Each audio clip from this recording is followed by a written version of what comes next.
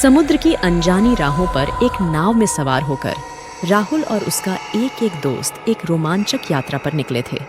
उनकी मंजिल थी एक रहस्यमयी द्वीप, जिसके बारे में कई कहानियां सुनाई जाती थीं। इस द्वीप को खजाने का द्वीप भी कहा जाता था, लेकिन वहां एक खतरनाक चुड़ैल की भी कहानी जुड़ी हुई थी।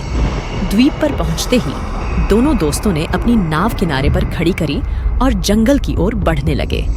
धीरे धीरे जंगल घना होता चला गया और अजीब सी आवाज आने लगी। चलते चलते राहुल अपने दोस्त से बिछड़ गया।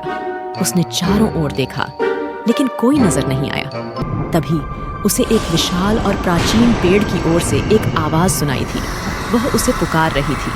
उसने वहां जाकर देखा तो उसे एक पेड़ मिला, जो कि जादुई पेड़ था जो उसे पुकार रहा था। राहुल ने पेड़ के पास जाकर खुदाई की और उसे एक बक्सा मिला।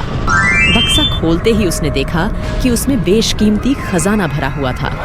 तभी अचानक एक भयानक चीख ने उसका ध्यान भंग किया। वह एक चुड़ैल के हंसने की आवाज थी।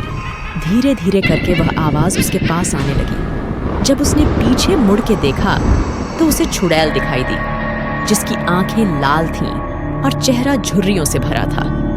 चुड़ैल ने उसे जादू से जकड़ लिया और एक पिंजरे में बंद कर दिया।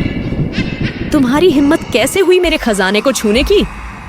उसने उसे एक पिंजरे में बंद कर दिया। राहुल बहुत डर गया था, लेकिन उसने हार नहीं मानी थी। उसने अपनी सारी ताकत जुटाकर पिंजरे को तोड़ दिया और तलवार उठाकर चुड़ैल पर वार किया। चुड़ैल चिल्लाती हुई पीछे हट गई और उसके जादू कमजोर पड़ने लगे। राहुल ने एक और वार किया और इस बार चुड़ैल चीखते हुए पीछे हट गई। राहुल जंगल में भागने लगा। चुड़ैल उसका पीछा कर रही थी, लेकिन राहुल ने हिम्मत नहीं हारी।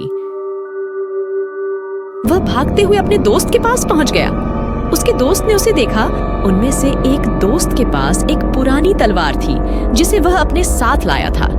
उसने तलवार से चुड़ैल पर वार किया और चुड़ैल चीखते हुए भस्म हो गई।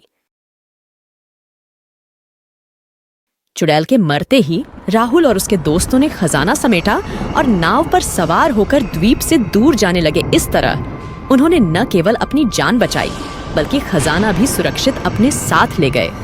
उन्होंने अपने गांव लौटकर उस खजाने से एक नया और सुरक्षित जीवन शुरू किया।